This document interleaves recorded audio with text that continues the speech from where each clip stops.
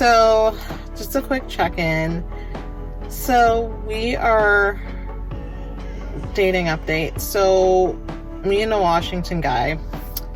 So I followed up just kind of regarding like his thoughts about like our visit and, you know, if he had any plans to come visit me and all that stuff. And, you know, he's a thinker. And so, you know, he's like, well, I do want to sit down and like really think about this and really reflect on our visit and how everything went. And, you know, basically like, where do we go from here? So, you know, he asked me to like give him some time to like, you know, think about it, maybe get back to me like on Wednesday or Thursday. And I said that was fair. I'm much more tolerant than I used to be, but I have to understand that people process things differently. And I'm very much that way, that sometimes I'll make a snap decision when I should have like sat down and really thought about it. So reflecting on our visit, I thought it went really well, but I'm feeling very nervous and anxious because I've done this a number of times where I felt like I was really connecting with someone and then we circle back and check in with the other person and then they don't have the same feeling. So, you know, I was honest with him and I told him like, I feel really nervous about what you're going to say. And you know, he told me not to worry, but I'm like, no, I'm worried. So I think one of the major things is just going to be the distance and like, how can we possibly make things work? And, you know, I think if you really like somebody a lot and you care about them and you have the same vision for your life, that you're going to do it. So I think it's pretty early to kind of make those decisions, but also I think he's trying to like let me know so that if I want to move on and find someone else, then I can. So I'm just really nervous. I'm really scared because I don't know how this is going to go. And I really enjoyed our time together. We had a blast. We had a great weekend. And, you know, I don't really know how someone else feels or if they're willing to put any effort to come visit, different than the guys I've dated in the past. So, you know, he may not want to travel, and that might really be an issue for him, is that, you know, he really hates traveling. I don't know. So, you know, and he might just be like, I don't have any interest to come down and see you. I can't even put anything in his head, but I just feel like I don't know. And that's the wild card, is that I don't know. And so I'm just trying to be very surface level right now and not overthink it, but I am really nervous. So I've been squishing my little heart ball thing, and hopefully I can figure out sooner than later how he's feeling. So I guess we'll find out. I hope I find out tomorrow, because if he's gonna let me down tomorrow, I'd rather it be tomorrow and just get it over with and not wait until Thursday. So yeah, I'm preparing myself for the worst, I'll be honest with you. So, but we'll see. I don't know. Okay, so again, I am coming to you to update you on my dating life. Longer going to be speaking to each other. And basically what he told me was that he wasn't attracted to me, and that he didn't feel like a sense from like, he didn't feel like I would really like he didn't feel like he wanted to bring me around his family. And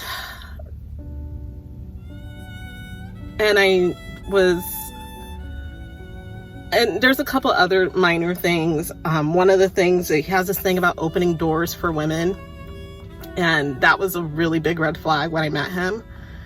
And he just felt like, you know, that I was like expecting that of him. And of course I was. I think any woman on a first date would expect a man to like at least open her car door. And when he didn't do that, I made a comment about it. And I have been honest the whole time. And he was not honest with me. So I was honest with him, and I told him what I thought about the whole situation, and that I really could have saved a lot of money instead of coming to Washington and him making me feel like we really got along and had a good time. So, you know, I just was honest with him, and I let him have it. And I just said, you're going to have it. You need to look at this for your upcoming, your relationships, your next relationship. And I just said, I hope you treat whoever you're with next better than you treated me, with being honest and forthright and forthcoming, and not kind of stringing somebody along for a long time, and just to kind of make yourself feel like you're important, or kind of like wasting time. And so I made that very clear to him, and that was something we talked about, that if we didn't feel like we were vibing, that we wouldn't waste each other's time. That was something we talked about, because I said I don't want to waste my time talking to someone for months and months and months, because time is short for me. So I had a bad feeling. I'm always right. Every time I feel like I just get a pit in my stomach. And I've been feeling this way since last night, when he said he needed some time to think about our trip. And I was like, well, it's been a month. I don't know what else you need to think about. I've been through this same situation before. And I said, I'm going to at least give you one night to think about this, and I'm not going to talk to you for the rest of the night. And I said, you can talk to me tomorrow. And so the first thing he said is, I know you're going to hate me for saying this, and I probably should have told you sooner.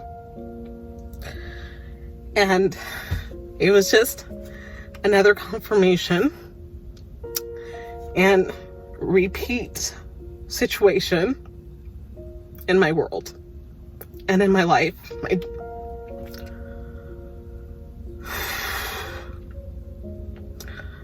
Part of me is almost relieved,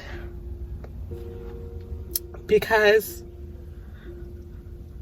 I can move on, and I don't have to feel insecure or wonder why and I basically told him, I said, like, I think any guy who would have liked me would have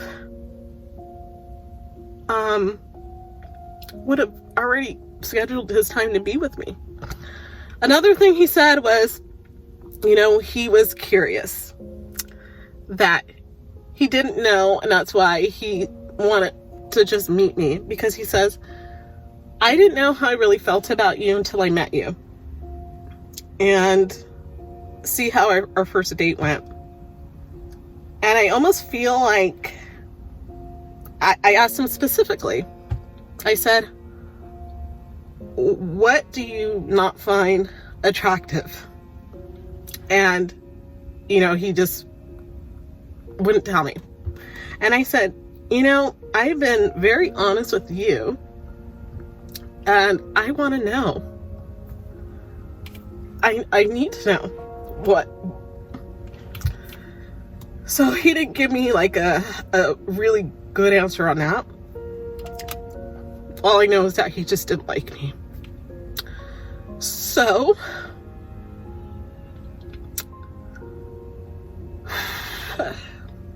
start over and try again.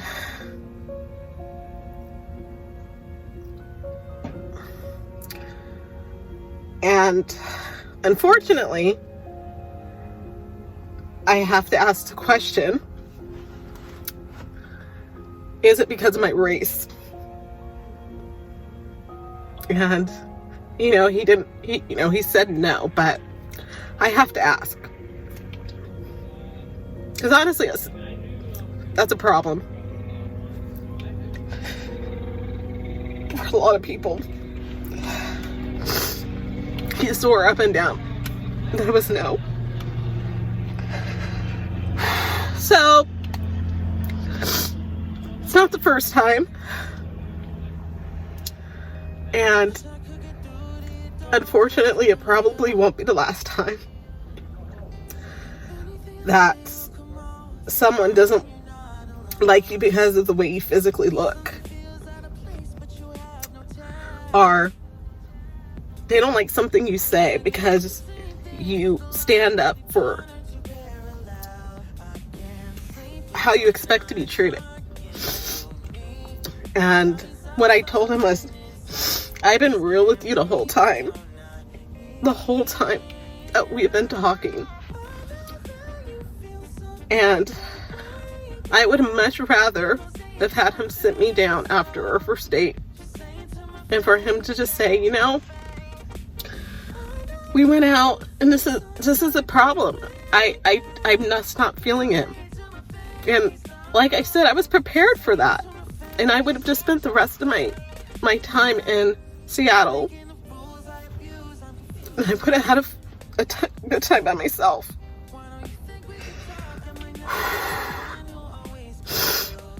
So, this is the hard part about dating in general, but especially when you're in your 40s. And you don't see any end in sight.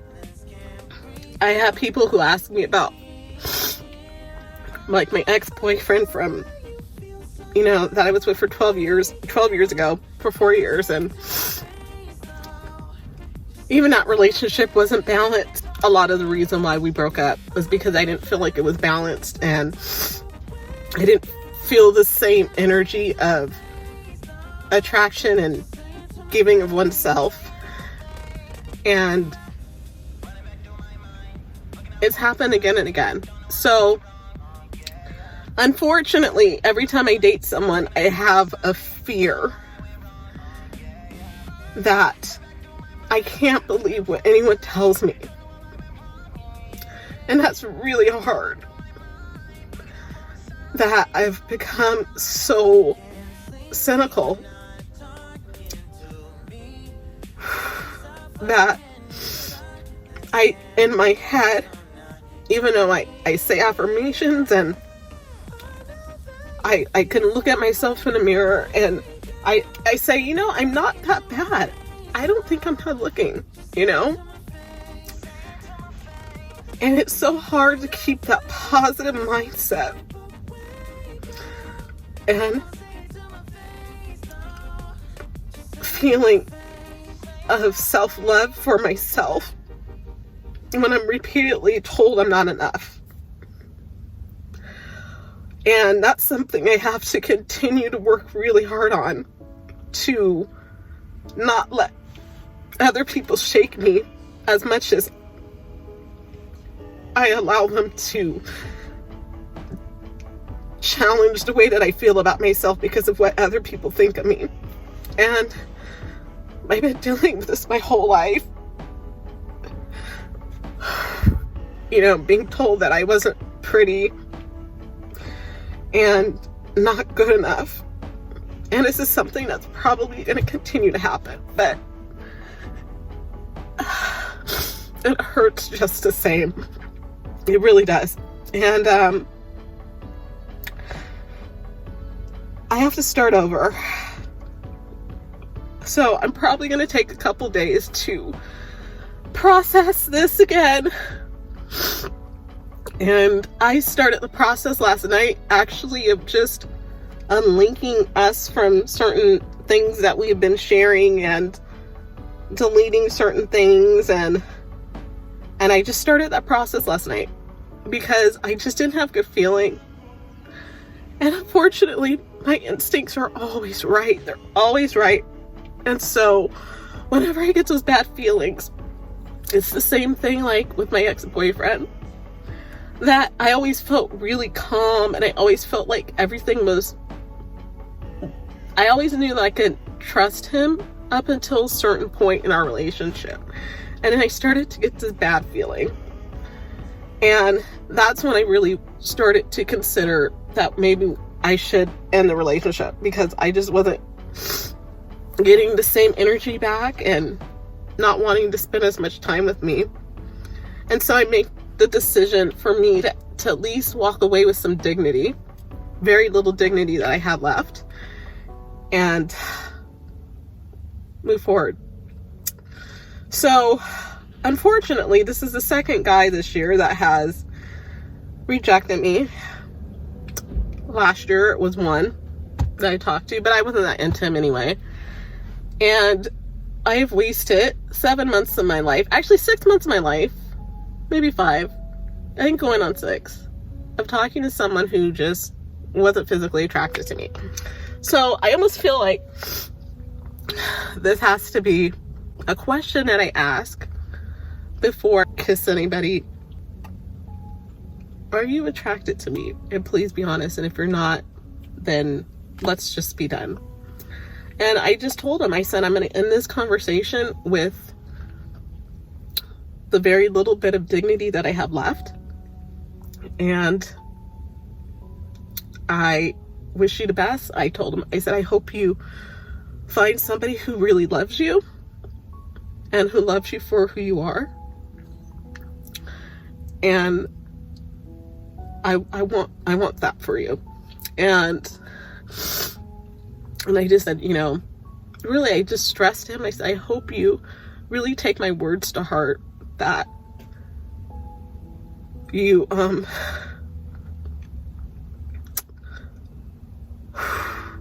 that you treat whoever you're with better than you treated me, and that you're completely honest.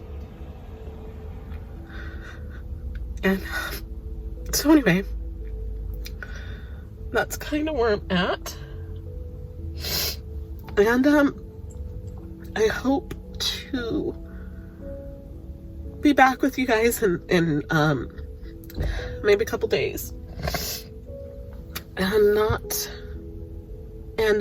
have a better report for you about how I'm feeling. But right now I feel pretty low, and I'm outside of my job and I'm crying, and it sucks.